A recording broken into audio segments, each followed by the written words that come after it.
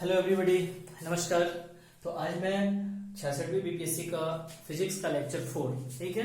तो अभी तक हम लोगों ने 3 लेक्चर हमने आपको दे दिया फिजिक्स का, जिसमें पहला लेक्चर में हमने सिलेबस के बारे में डिस्कस किया था कि फिजिक्स का कौन कौन सा जो पार्ट है वो 66वीं बीपीएससी प्रीलिम्स एग्जाम के लिए इंपॉर्टेंट है, ठीक है। उसके बाद हमने लेक्चर 2 में 38वीं बीपीएससी से लेकर 65वीं बीपीएससी तक के जितनी भी भौतिकी की जो क्वेश्चन थे, फिजिक्स के जो क्वेश्चन थे, उसको हमने अपने सेकंड लेक्चर में बता दिया। तो यदि आप वो लेक्चर नहीं देखे हैं तो आप उस लेक्चर को जरूर देखिए, क्योंकि उस लेक्चर से आपको भी मालूम चलेगा कि कौन कौन सा जो टॉपिक है वो इम्पोर्टेंट है आपके बीपीएससी 66 प्री एग्जामिनेशन के लिए, ठीक है। उसके बाद हमने थर्ड लेक्चर में आपको बताया था, हमने आपको पढ़ाया था यूनिट चैप्टर के बारे में, मात्रक चैप्टर के बारे में, जिसमें हमने आपको ये बताया था कि यूनिट जो होता है वो 2 तरह का होता है, एक फंडामेंटल होता है, एक डिराइव्ड होता है। फंडामेंटल में हमने आपको बताया था कि फंडामेंटल में 7 यूनिट्स होते हैं, जिसमें से पहला जो होता है ऐसा यूनिट, वो पहला मतलब जो ऐसा यूनिट होता है वो लेंथ होता है, जिसका ऐसा यूनिट मीटर होता है। ये लेंथ फिजिकल क्वांटिटी का ऐसा यूनिट मीटर होता है।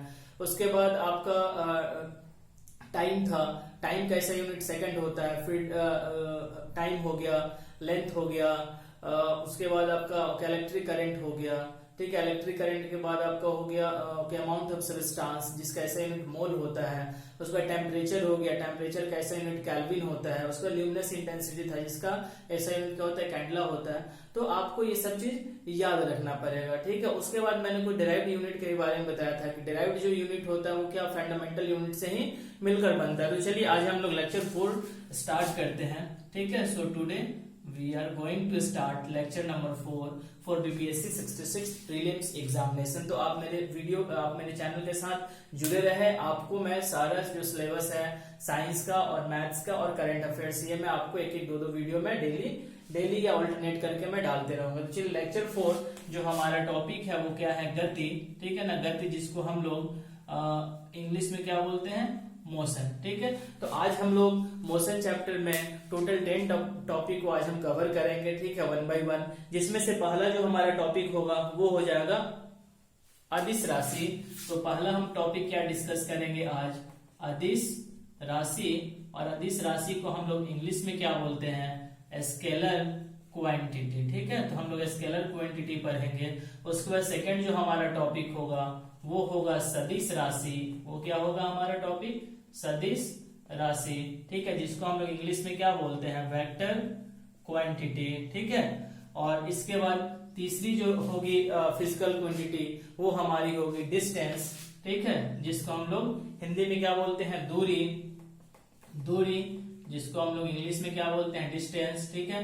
हमारी चौथी जो टॉपिक होगी वो होगी डिस्प्लेसमेंट, जिसको हम लोग क्या बोलते हैं, विस्थापन, ठीक है।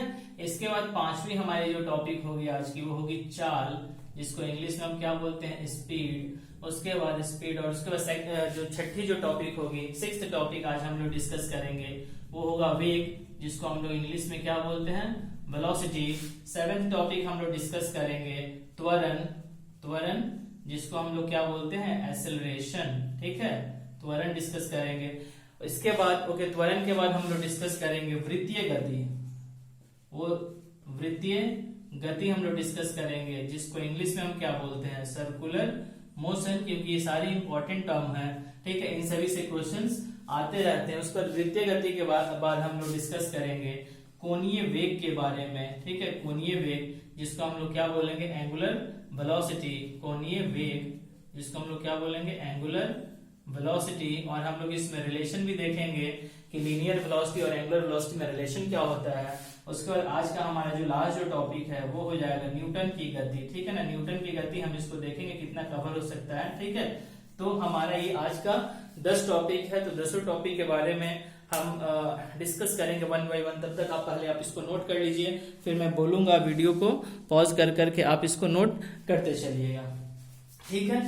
तो आई होप कि आपने नोट कर लिया होगा। तो चलिए मैं डिस्कस करते जाता हूँ। पहला टॉपिक है हमारा अदिश राशि, ठीक है, सॉरी अदिश राशि, ठीक है ना। अदिश और ये सदिश याद रखिएगा, ठीक है ना। सदिश यानी कि सब का मतलब साथ, तो जिसके साथ दिशा हो, मीन्स वैसा फिजिकल क्वांटिटी जिसके साथ में डायरेक्शन भी हो वो क्या हो जाएगा, सदिश राशि वेक्टर क्वांटिटी। उसका जस्ट अपोजिट अदिश, ठीक है ना, अदिश का मतलब जिसमें दिशा ना हो। तो ओके, अदिश राशि हम वैसे भौतिक राशि को बोलेंगे जिसका परिणाम तो होगा, उसका वैल्यू तो होगा, लेकिन उसमें दिशा नहीं होगा। ठीक है, जैसे एग्जाम्पल मैं आपको यहाँ पे लिख देता हूँ। एग्जाम्पल क्या हो जाएगा, मास। ठीक है, मास। सब सोचिएगा मास कैसे होगा एग्जाम्पल। तो सपोज यदि आप मार्केट में जा रहे हैं, ठीक है ना, आपको आलू खरीदना है। आलू खरीदना हो तो आप क्या बोलिएगा कि भाई साहब 2 केजी आलू मुझे दे दो। ठीक है, आप ये कभी भी नहीं बोलते हैं कि 2 केजी आलू नॉर्थ डायरेक्शन में दो, 2 केजी आलू साउथ डायरेक्शन में दो। तो यहाँ पे डायरेक्शन की जरूरत नहीं होती है। तो वैसा फिजिकल क्वांटिटी जिसमें डायरेक्शन की जरूरत नहीं होती है वो सब के सब स्केलर क्वांटिटी होते हैं। मास हो गया टाइम। ठीक है, यदि टाइम आपको किसी से पूछना हो तो आप क्या पूछते हैं, भाई साहब कितने बज रहे हैं, वो क्या बोलते हैं 3 बज रहे हैं या 12 बज रहे हैं या 1 बज रहे, जो भी। वो ये नहीं बोलता है 3 बजकर उत्तर दिशा, 3 बजकर दक्षिण दिशा, ऐसा नहीं होता है। तो वैसा फिजिकल क्वांटिटी जिसमें डायरेक्शन की जरूरत नहीं होती है, जिसमें डायरेक्शन नहीं होता है, वो सबका सब स्केलर क्वांटिटी होता है। अब कुछ एक्सेप्शन भी आता है, वो भी आप यहाँ पे देख लीजिए। ठीक है, तो एक्सेप्शन क्या है, जैसे कि इलेक्ट्रिक करंट। ठीक है, इलेक्ट्रिक करंट जो होता है ये एग्जाम में पूछ देता है और बच्चे इसमें कंफ्यूज होते हैं, क्योंकि इलेक्ट्रिक करंट में तो डायरेक्शन होता है, जैसे आई, क्योंकि एक पॉइंट जैसे यहाँ पे स्विच लगा हुआ है, ठीक है ना, ऑन ऑफ करने के लिए, ऑन ऑफ। आप जैसे इसको ऑन करते हैं, यहाँ पे बल्ब लगा रहता है, ये बल्ब क्या होता है, ग्लो करने लगता है। तो कहीं ना कहीं इसमें तो आपको दिखाई दे रहा है कि डायरेक्शन तो जा रही है, क्योंकि इलेक्ट्रिक करंट है यहाँ पे। ओके, लेकिन अब देखिए ये क्यों होता है स्केलर क्वांटिटी, क्योंकि वेक्टर क्वांटिटी में एक रूल होता है कि किसी भी वेक्टर क्वांटिटी का जो डायरेक्शन होता है वो यूनिक होता है किसी एक पॉइंट पे। यानी कि एक कोई हम सिंगल पॉइंट ले लें तो यहाँ पे यदि कोई वेक्टर क्वांटिटी है तो उसका डायरेक्शन एक ही होगा। बट इलेक्ट्रिक करंट में हम क्या देखते हैं कि जैसे कि यहाँ से कोई आया करंट 10 एम्पियर की, ठीक है ना, यहाँ से क्या होता है कि ये डिफरेंट डिफरेंट डायरेक्शन में बढ़ जाता है, जैसे 7 एम्पियर, 2 एम्पियर, 1 एम्पियर। तो यहाँ पे क्या हो गया कि यही करंट है, यहाँ पे क्या हो गया 3 डायरेक्शन हो गया।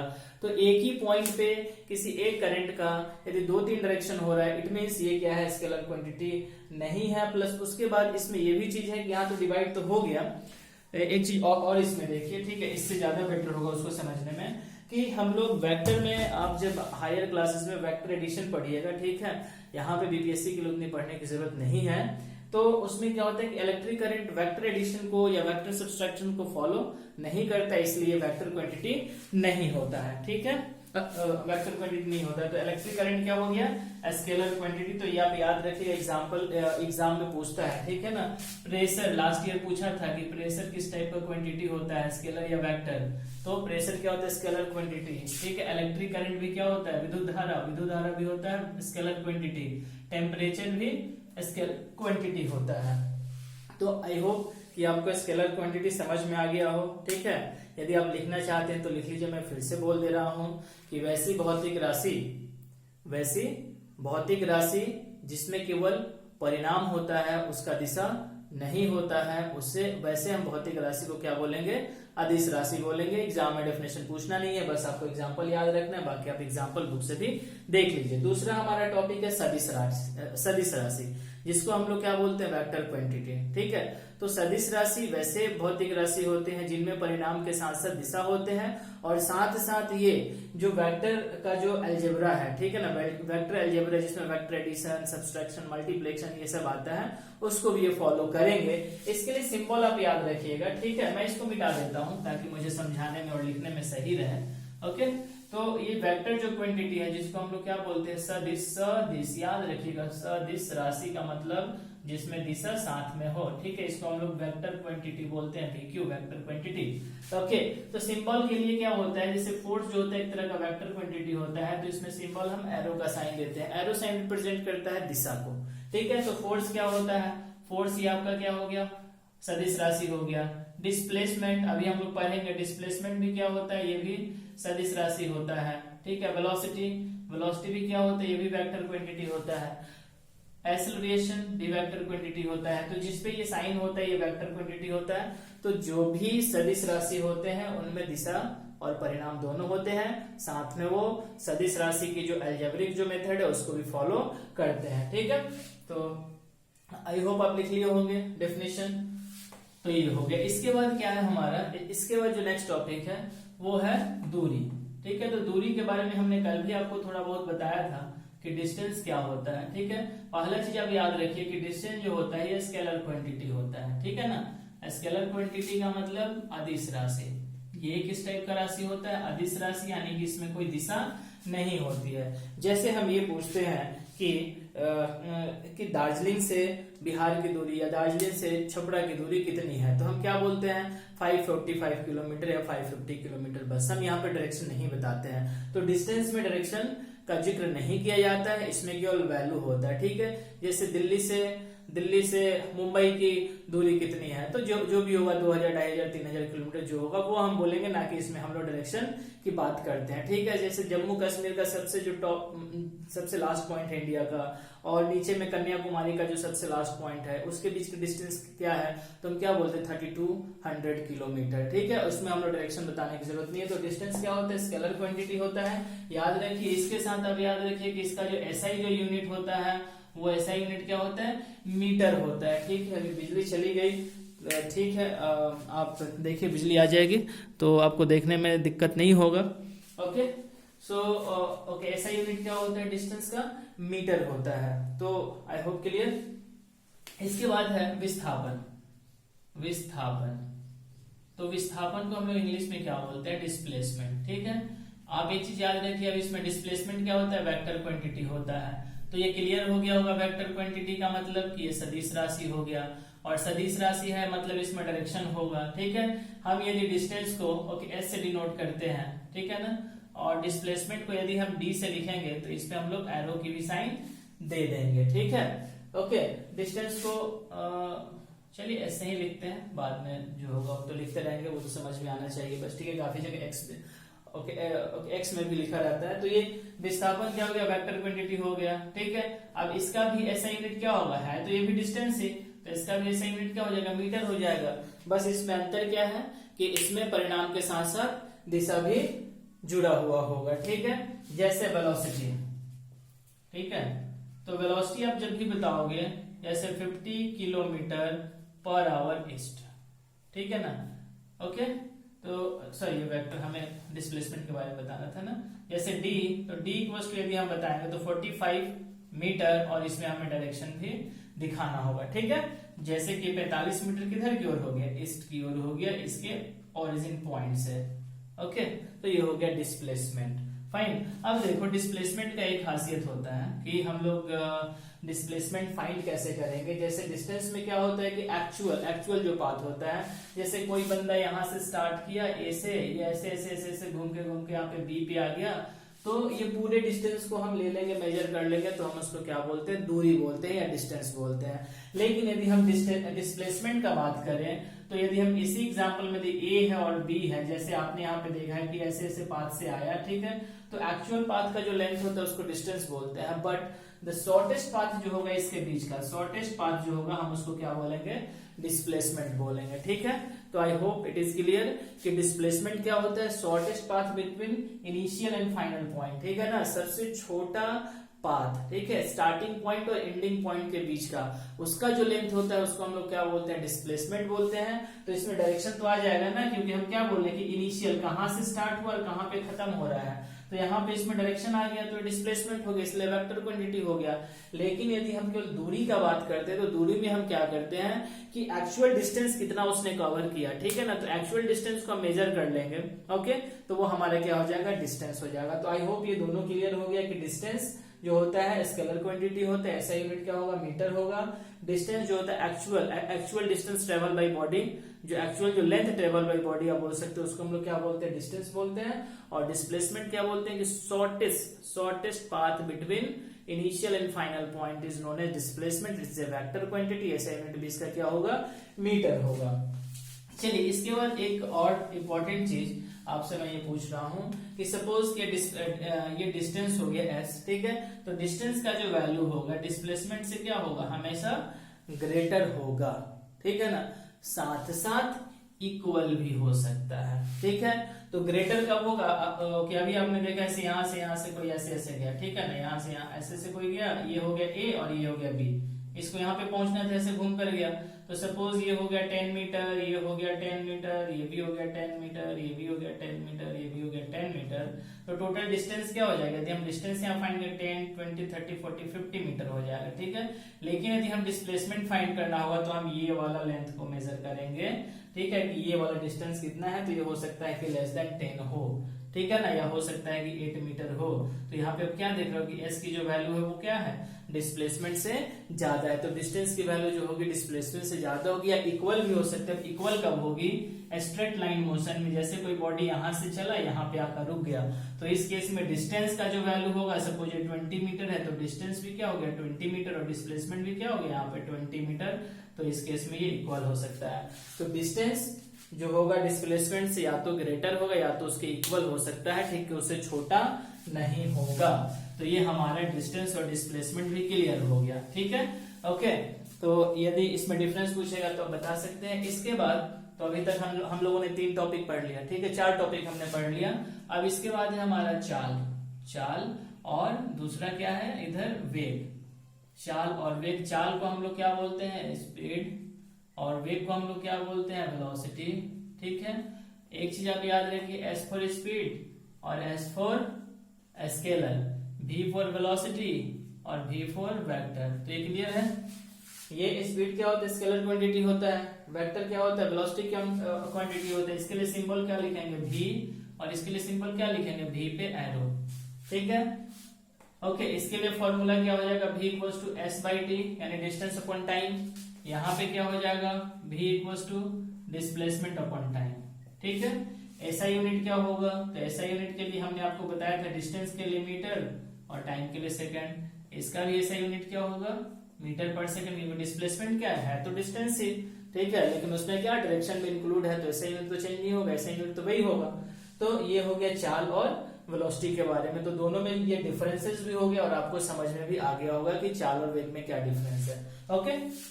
चलिए, तो इसके बाद अब हमारा जो 7वां जो टॉपिक है, ठीक है, 7वां टॉपिक क्या था हमारा? त्वरण, ठीक है, त्वरण था 7वां टॉपिक, जिसको हम लोग इंग्लिश में क्या बोलते हैं?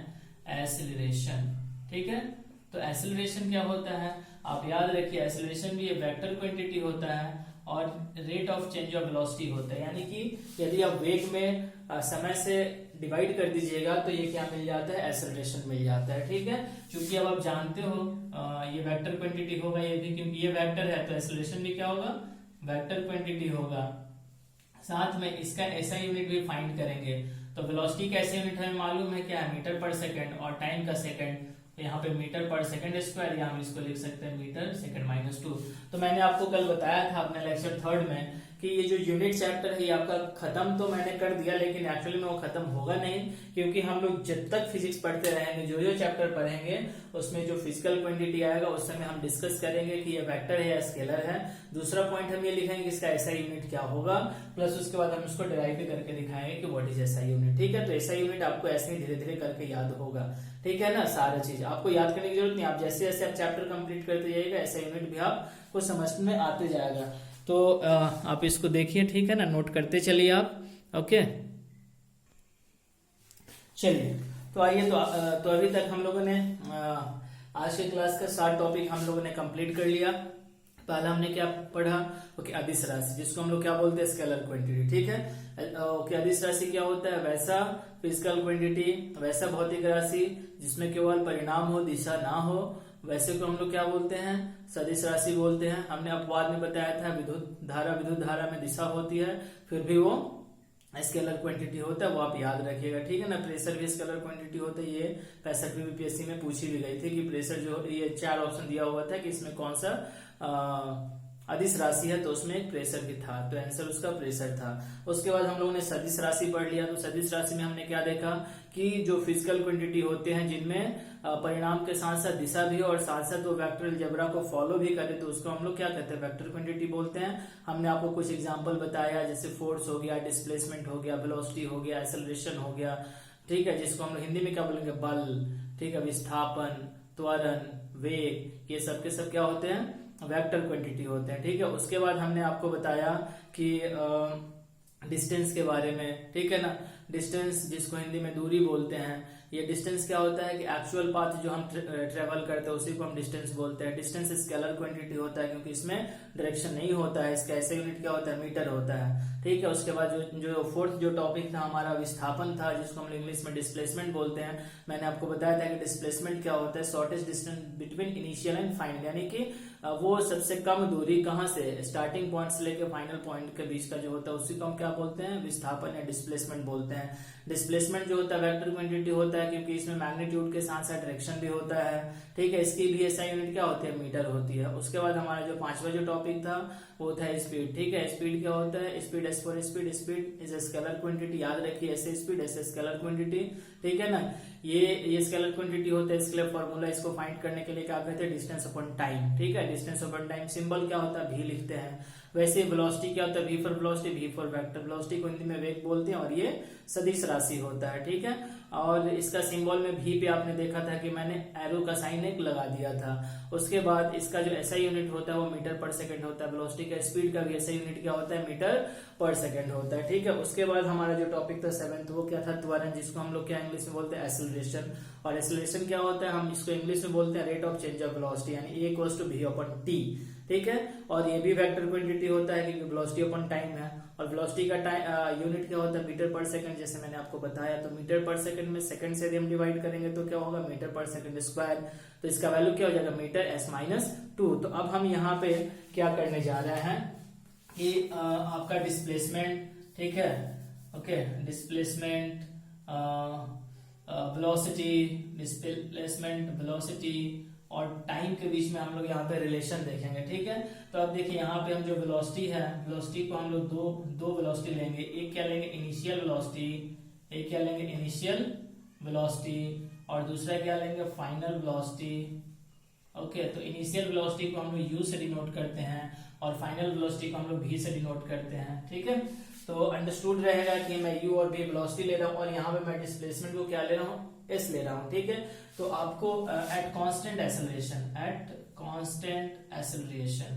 यहाँ पे a भी आएगा, एट कांस्टेंट एक्सेलरेशन, ठीक है। यहाँ पे एक्सेलरेशन का वैल्यू क्या होगा, फिक्स्ड होगा, ये वैल्यू चेंज नहीं करेगा। तो इस बेसिस पे 4 इक्वेशन होता है जो आपको याद करना होगा, वो एग्जाम में पूछे जाते हैं उस पे क्वेश्चन, ठीक है। पहला है v equals to u plus at, ठीक है। यदि आप मेरा सेकंड लेक्चर का क्वेश्चन देखिएगा तो उसमें मिलेगा, उसमें पूछा गया है एक क्वेश्चन में, किस साल का मुझे नहीं याद है, लेकिन उसमें पूछा गया है कि त्वरण के लिए फॉर्मूला क्या होगा, ठीक है। तो आप देखिएगा एग्जाम में ये इसको ऐसे भी लिख देता है, ठीक है, एरो को हटा दिया जाता है, तो भी आप ये मत सोचिए कि स्केलर आ गया, ये है वेलोसिटी ही, ठीक है ना। तो यहाँ से, क्योंकि एग्जाम में यही वाला इक्वेशन दिया था, तो यहाँ से त्वरण जो a है उसकी वैल्यू क्या होगी, v minus u a t. तो यहाँ से v minus u upon t equals to क्या हो जाएगा, a। तो एक्सेलरेशन की वैल्यू क्या होगी यहाँ से, v minus you by T. तो ये हो गया फर्स्ट इक्वेशन, ये आप याद रखिएगा। सेकंड इक्वेशन क्या होता है, v square equals to u square plus 2as, ठीक है। v स्क्वायर क्या हो गया, फाइनल वेलोसिटी, u स्क्वायर क्या हो गया, इनिशियल वेलोसिटी, 2 एक्सेलरेशन, और ये हो गया डिस्प्लेसमेंट। u भी आपको एग्जाम में दिया रहेगा कि जैसे कि ये कोई यहाँ पे कोई बस है, ठीक है ना, बस यहाँ से चलना स्टार्ट की, तो स्टार्टिंग में उसकी कुछ वेलोसिटी हुई होगी, या तो स्टार्टिंग में रुकी हुई होगी तो 0 वेलोसिटी हो गया, और जब यहाँ जब ये a पॉइंट से b पॉइंट पे जा रही है तो इसकी वेलोसिटी क्या होगी, चेंज हो गई, तो यहाँ पे कुछ वेलोसिटी होगा, तो ये हो गया फाइनल वेलोसिटी, ठीक है। ये डिस्टेंस हो सकता है कि s हो गया, यहाँ पे एक्सेलरेशन हो सकता है a। तो ऐसा रिलेशन इसमें दिया जाएगा, इस पे भी क्वेश्चन पूछा जा सकता है कि v square equals to u square plus 2s है, या 4 इक्वेशन दे देगा ये वाला, उसमें पूछेगा इसमें कौन सा करेक्ट है कौन सा रॉन्ग है। तो 2 हो गया। इसके बाद थर्ड जो इक्वेशन है वो भी काफी इंपॉर्टेंट है, s equals to u t plus half a t square, ठीक है ना। 3 इक्वेशन इंपॉर्टेंट, ठीक है। एक क्या है, v plus u plus a t, v plus u plus a t, और ये हो गया s equals to u t plus half a t square, okay. तो v equals to u plus a t, v square equals to u square plus 2s, और third equation हो गया s equals to u t plus half a t square. तो ये काफी important है तीनों equation, आप तीनों इक्वेशन को याद रखिए, इस पे क्वेश्चन भी हम लोग बनाएंगे इसके बाद के लेक्चर में, ठीक है, क्योंकि हम लेक्चर 5 में इस चैप्टर का जो है मोशन, उसका हम लोग क्वेश्चन सॉल्व करेंगे, ठीक है। तो ये हमने अभी तक 7 टॉपिक को कंप्लीट कर लिया, ठीक है। इसके बाद हम लोग अभी पढ़ेंगे सर्कुलर मोशन, जिसको हम लोग क्या बोलते हैं, वृत्तीय गति। उसके बाद हम लोग पढ़ेंगे कोणीय वेग, और यदि देखते हैं न्यूटन के नियम में हम लोग कितना चीज उसमें कवर कर सकते हैं आज। तो चलिए अभी हमारा हो गया टॉपिक नंबर 8, ओके, हमारा लेक्चर 4 का। तो ये क्या, वृत्तीय गति सर्कुलर मोशन। तो सर्कुलर मोशन में क्या होता है, पार्टिकल एक किसी फिक्स्ड पॉइंट के चारों ओर एक फिक्स्ड डिस्टेंस पे इसके चारों रोटेट करते रहता है, ठीक है ना। तो इसी को हम लोग क्या बोलते हैं, सर्कुलर मोशन बोलते हैं। ओके, तो सर्कुलर मोशन में क्या किया गया, रेडियस होगा, ठीक है ना, इसका जो भी होगा स्पीड होगा, ठीक है, स्पीड दिया रहेगा। ओके, और इस पे हमारे क्वेश्चंस मिलते रहेगा, ठीक है। इसमें 2 तरह का फोर्स लगता है, वो हम लोग आगे पढ़ेंगे कि कोई भी पार्टिकल जब सर्कुलर पाथ पे मूव करता है तो एक सेंट्रीपिटल फोर्स लगता है, सेंट्रीफ्यूगल फोर्स लगता है, ठीक है। उसके बारे में हम लोग बाद में डिस्कस करेंगे।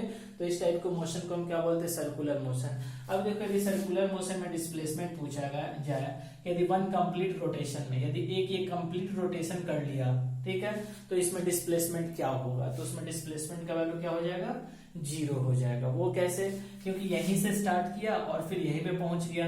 तो हमने आपको बताया था डिस्प्लेसमेंट का डेफिनेशन की, shortest distance between initial and final point. तो यहाँ पे अब क्या देख रहे हैं कि इनिशियल और फाइनल पॉइंट दोनों क्या हो गए, एक ही पॉइंट पे कंसाइड कर गया। तो जब एक ही पॉइंट पे जब ये कंसाइड कर जाएगा तो उसके बीच का डिस्टेंस क्या हो जाएगा, 0 हो जाएगा, ठीक है। तो सर्कुलर मोशन में जो विस्थापन का जो वैल्यू होता है वो हमेशा 0 होता है, ठीक है। ओके, तो इसमें कुछ ज्यादा हमें जानने की जरूरत नहीं है, ठीक है ना। क्वेश्चन यदि वैसा मिलेगा तो हम लोग डिस्कस करेंगे इसके बारे में। इसमें हम लोग देखेंगे कोणीय वेग के बारे में, ठीक है ना। ये सर्कुलर मोशन का ही पार्ट है, कोणीय वेग, जिसको हम लोग क्या बोलते हैं, एंगुलर वेलोसिटी, ठीक है। तो कोणीय वेग, जिसको हम लोग क्या बोलते हैं, एंगुलर वेलोसिटी, ठीक है। इसको हम लोग डिनोट करते हैं ओमेगा से, इसको क्या बोलते हैं, ओमेगा बोलते हैं, ठीक है। अब देखिए, सपोज कि ये कोई पार्टिकल जो सर्कुलर मोशन स्टार्ट किया, ठीक है ना, यहाँ से ए से स्टार्ट किया एंड आफ्टर सम टाइम ये यहाँ पे आ गया बी पे, और बी पे आकर इसने यहाँ पे एंगल कितना बना लिया, थीटा, ठीक है। ये रेडियस है और टाइम कितना लगा, टी टाइम लगा, है ना।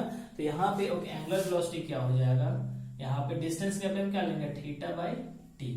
तो ये हो गया आपका एंगुलर वेलोसिटी, ठीक है। तो ओमेगा इक्वल टू क्या हो गया, थीटा बाई टी। अब मान लो कि कोई सर्कुलर मोशन है, ठीक है ना, कोई सर्कुलर मोशन कर रहा है, बॉडी इसका आर है, ठीक है। तो लेट या इफ इन 1 सेकेंड, ठीक है, एन, ठीक है ना, यदि 1 सेकेंड में, हिंदी में लिखते हैं, यदि 1 सेकेंड में एन चक्कर लगाता हो, ठीक है ना, एन चक्कर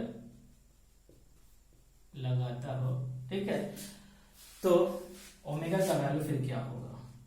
तो 1 सेकंड में कितना है, एन चक्कर लगा रहा है। तो जब एन चक्कर लगाएगा तो टोटल डिस्टेंस कितना हो जाएगा, 2 पाई इंटू एन। अब ये 2 पाई क्या है, तो 2 पाई है 360 डिग्री, क्योंकि एक चक्कर यदि कोई भी पार्टिकल लगाएगा तो कितना एंगल बनाएगा, टोटल 360 डिग्री बनाएगा। तो theta equals to 2 pi n, ठीक है। टाइम कितना ले रहे हैं, 1 सेकंड। तो यदि 1 सेकंड में एन चक्कर लगाएगा तो उस केस में एंगुलर वेलोसिटी का वैल्यू क्या हो जाएगा, 2 पाई एन अपन एन, यानी कि ओमेगा इक्वल्स टू क्या हुआ, 2 पाई एन। ये हो गया एंगुलर वेलोसिटी का वैल्यू, ठीक है ना। ओके, अब यहाँ पे डिस्टेंस कितना ट्रेवल करेगा वो हम देखते हैं। Distance travel in 1 second. तो हमने क्या एज्यूम किया कि 1 सेकेंड में कितना चक्कर लगा रहे, एन चक्कर। यदि एक चक्कर लगाएगा तो कितना डिस्टेंस ट्रेवल होगा, तो जिसका पेरीमीटर होगा, ठीक है, परिधि। परिधि कितना होता है, 2 पाई आर। तो ये हो गया 2 पाई आर इंटू एन, ठीक है। तो ये हो गया डिस्टेंस। टाइम इसमें कितना दिया हुआ है, 1 सेकेंड, ठीक है। तो यहां से हमें क्या मिल जाएगा, लीनियर वेलोसिटी, ठीक है ना, लीनियर वेलोसिटी। तो लीनियर वेलोसिटी का डिस्टेंस कितना हो गया, 2 पाई आर एन बाई 1, ठीक है। लीनियर वेलोसिटी हम इसको क्या बोल सकते हैं, रेखीय चाल, ठीक है। इसको हम लोग क्या बोलते हैं, रेखीय चाल, लीनियर स्पीड, रेखीय चाल। तो रेखीय चाल कितना हो गया, 2 पाई आर एन।